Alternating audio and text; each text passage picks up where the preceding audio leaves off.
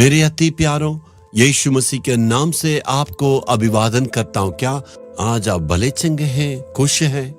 प्रतिदिन आपसे मिलना, आपसे बातें करने से मैं बहुत ही आनंदित हूँ और प्रभु का वचन प्रचार करने से मैं आनंदित हूँ।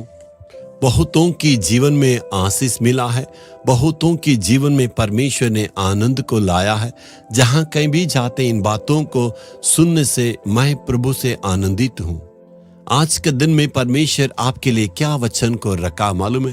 पहला थिस्सलुनीकियों 5 अध्याय का 15वां वचन, सदा भलाई करने पर तत्पर रहो, आपस में और सबसे भी भलाई की चेष्टा करो।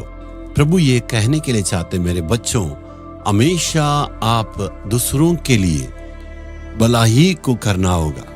यीशु इस दुनिया में रहने के वक्त में सारे लोगों के लिए, जरूरत लोगों के लिए, सबके लिए प्रभु ने भलाई को किया था। यीशु जहां कहीं भी गए वो भलाई किया। इसलिए परमेश्वर के संतान होने के नाते हमारे दिल में ये विचार रखना चाहिए, सबके लिए हमेशा भलाई करें। कभी भी हमें स्वार्थीपन में नहीं रहना, मेरे लिए चाहिए, मेरे परिवार के लिए चाहिए, ऐसे कभी नहीं सोचना है। जहां कहीं भी जाते हैं दूसरों की जरूरतों को समझ के इनके लिए मैं क्या कर सकता हूं, ऐसे भलाई करने के लिए हमें सोचना है। कोयम्बतूर में रंजित नामक एक भाई रहते हैं। वो बहुत ही गरीबी अवस्था से ऊंचे स्थान में परमेश्वर ने लाया। वो अपने कार रखे हैं, कार डिक्की को खोल के एक बार मुझे दिखाया। मैं उसे देख के बहुत ही आश्चर्य हो गया। एक छोटा सा दुकान उस पूरा डिक्की में भरा हुआ है। टी शर्ट है, शर्ट है, जो जरूरतमंद सामान सब कुछ है, साबुन है, कंघी है और कार के लिए स्पेयर पार्ट्स जो चाहिए सब कुछ वहां पर पूरा भरा हुआ था। और बाइक के लिए भी स्पेयर पार्ट्स वो रखे हैं।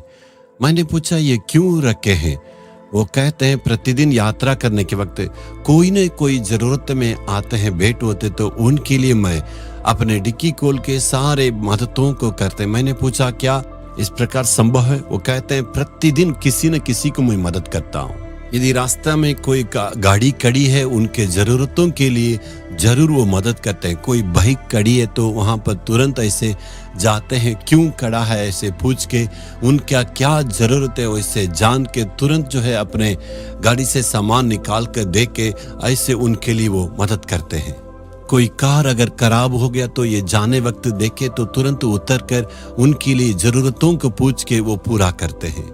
गरीबों को देखने से किसी को टी शर्ट देते हैं, शर्ट देते हैं और इस प्रकार प्रतिदिन वो भलाई काम करते हैं। इसे क्या लाभ हुआ है? परमेश्वर इन्हें ऊंचे स्थान में रखा है और प्रभु इनके आशीषों को दिया। सारे लोग इनको जानने लगे।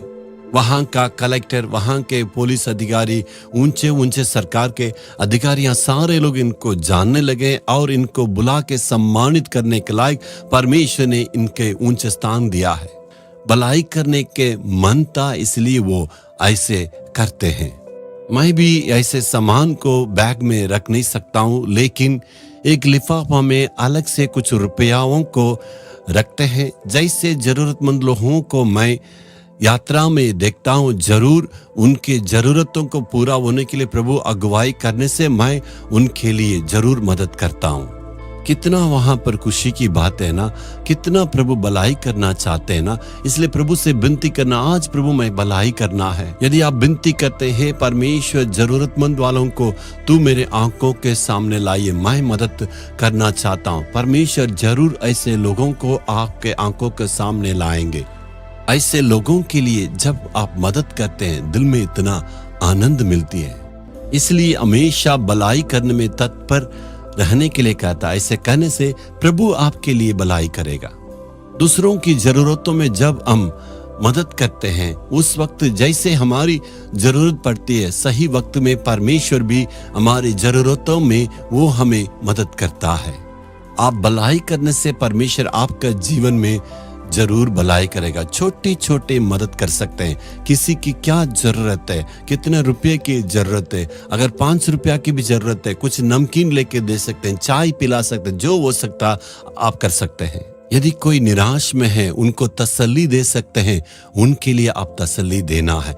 आज परमेश्वर से विनती करना, हे प्रभु मुझे भलाई करने के लिए तू हमें मदद करें। हे प्रभु जी, मैं भी प्रतिदिन मदद करना है, छोटे छोटे मदद करने के लिए तू मेरे जीवन में अनुग्रह कर दे और प्रभु शक्ति को प्रदान करे। यीशु के नाम में आमीन आमीन।